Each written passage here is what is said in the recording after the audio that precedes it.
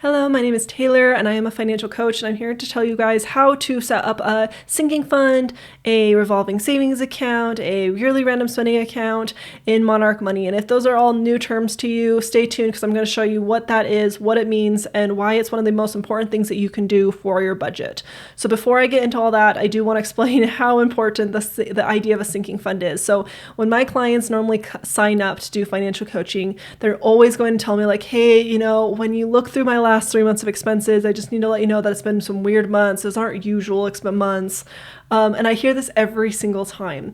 And I want to tell you guys something. Those weird months, the unusual months, they happen every month. And there's always going to be something that is not usual in your budget because this is real life and you cannot create a budget based on, your perfect monthly bills, monthly expenses, all the things that you just expect to go perfectly correct in a budget. That is why it's failing. That's why a lot of people start budgets and they get frustrated because, hey, this expense came up. It wasn't in the budget. Now I'm off budget and now I don't know how to get back on track, and I hate budgeting, I hate math, I hate my life, all those things. And so the sinking fund really is key to a successful budget. If you do not have a sinking fund, if you do not have this revolving savings type system, it's going to fail. Your budget's going to suck and it's going to just be a lot harder for you. So I want to get you set up with this, show you how to use this inside Monarch Money, or how to create the system so you can use this in any budgeting app. And so let's dive in. First off, let's talk about what goes into a sinking fund. This will help kind of clear up what it is that you need to have ready for your sinking fund. And so you can see on the left-hand side here that there's a list of items that are commonly going inside a sinking fund. Now, what I want you to do is get out a pen and paper. You can build a spreadsheet like this, and you can fill out every single month of the year, January through December. And I want you to do this because it's a lot easier to conceptualize and really start thinking about the things that could come up. If I just listed all this stuff, you might not really think of everything that could come up, but I want to be super comprehensive with this. This is going to get filled out. And so normally we start line by line. If you celebrate Christmas, how much are you spending on Christmas? If you haven't been tracking your expenses, if you're new to tracking your expenses, you probably don't know. Set a larger ballpark number. Whatever you think it is, set that number for now. So if you think you're spending $2,000, great, do that, or whatever you'd like there, okay? These are just going to be some examples for you. Holidays, and of course we're going to put this in December. I know Christmas shopping can happen during the year, but just put it in December for simplicity's sake here. For your holidays, what kind of holidays are you going after? Are you celebrating a lot of different holidays in December, November, October? Are you getting ready for Halloween? Do you buy Halloween decorations? Do you cook for Thanksgiving? Are you just bringing a meal for Thanksgiving? Do you do a big barbecue for 4th of July? Are you doing Easter, Valentine's, New Year's, all these holidays? Are you doing stuff, and are you realistically going to be spending money during those times? I'll tell you right now, I'm normally a guest in a lot of these things so far in my life. I don't really have to bring a lot other than a side, and so I'm not really going to put a lot here. But if you are hosting these things, if you know there's stuff that you need to buy, including home decor, so your decorations for Halloween and holidays and all that stuff. And then go out and fill out all the birthdays in your family, or the people who you buy gifts for or go out to dinner with or celebrate in some way. Go and fill those out. So if you're going out to friends and you always go to dinner with a friend in April for their birthday, make sure you have that expense in there. And that might seem silly. It's like, hey, well, maybe that's just coming out of my dining out budget, and that's fine. It's kind of up to you on how detailed you want to get into this, but I encourage you to go deep at the start, and then if we need to, tone it back down a bit, that's fine. So go deep figuring out what you're going to be spending for all of these things. Same with anniversaries, car registration, car maintenance.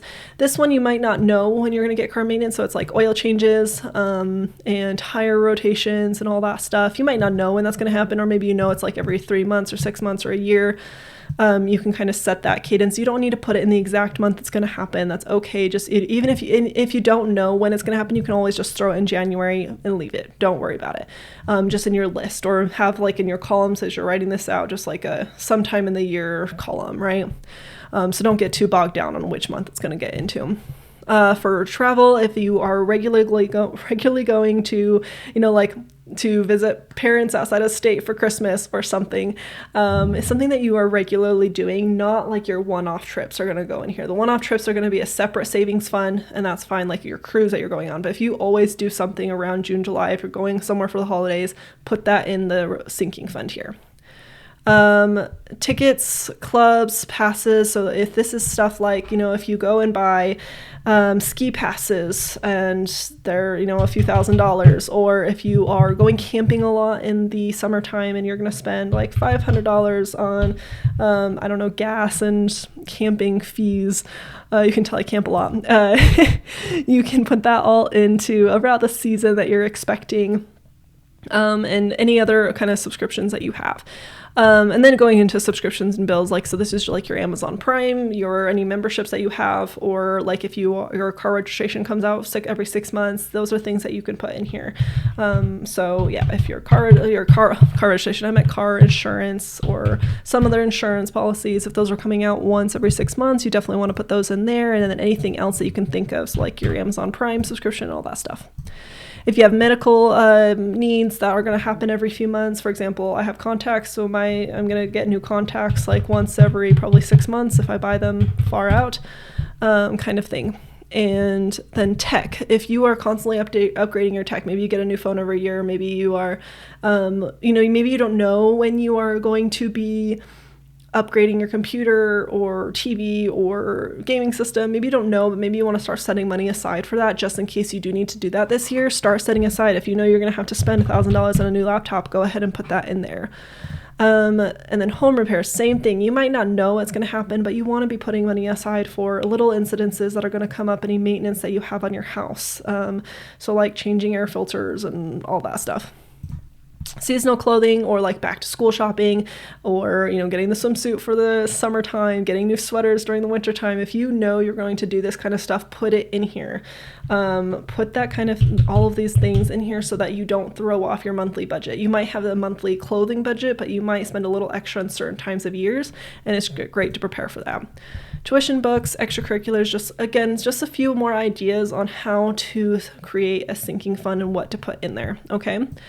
And so what you're going to end up with is, 1, a total of every single category, but 2, you're going to end up once you total everything up. So in this one that I just created, just walking through with you guys, there are $6,760 worth of stuff that I am going to be spending money on throughout the year. That's the total amount that would be going into a sinking fund. However, you're not going to just put that money right into the sinking fund. I mean, you can if you have the funds for it. You can do it right at January 1st and that's your budget. But you'll need to set aside $564 every month in order to make all of these things happen in the year. This number is normally a lot higher than most people think once you fill this all out. So if you're doing this pen and paper, again, what you're going to do is just add up all the totals. You're going to and if you're doing this in Excel sheet, it's way easier, right? But you can just add up everything that's in there month to month and then divide it by 12. And that's going to get you the monthly number that you need to set aside every month into a sinking fund account. And that's key. You do want this in its own account. A separate account from your checking account and your regular savings account or your emergency fund account, because the point of the sinking fund is that it sinks. It's never going to look like $6,760. It's not supposed to necessarily maintain that balance. It's supposed to go to zero, right? And so if you might be setting aside $564 a month, but in February and March, it's going to accrue. That's going to turn into a little over $1,000. Then in April, it's going to go down by 60. Then it's going to accrue by another 500, right? And then so on and so forth. Every month is going to be a different balance for this fund. And so you want to have this in a separate account so you know what's kind of going on. And ideally, it's in a high yield savings account, not your regular checking account that's getting like 0.01% interest, 0.001% interest. You want it in a high yield savings account that's going to get you a little bit more interest, because there are going to be months that you are carrying quite a large balance and you want to be earning interest on that. So again, you want to be setting aside the total amount every month into this sinking fund into account. Now, if you're going to implement this in a budgeting app like Monarch Money, I'm going to show you how you would do that. I'm going to walk you through this step by step. So first, you're going to go into your settings, and you're going to go into your categories here. When you open up your categories, you're going to notice that you have blocks of categories and then subcategories. What you're going to want to do is create a new group, and you're going to call this your sinking fund. Sinking funds. All right, now you have your new sinking funds. What you're now going to do is put in all of those categories that you had set up. So if you have holidays, normally what I do is holidays and special occasions, just lump it all together. So that's birthdays, anniversaries, all that stuff. You don't have to do that. You can set this all up individually if you'd like, if they come up a little bit more frequently for you. But this is generally what I like to do just to simplify it, because you don't want too many categories, okay? You definitely don't want to have hundreds of categories that you have to sort through and categorize things, okay? The other thing that you're going to put in here is like, let's see, the auto maintenance.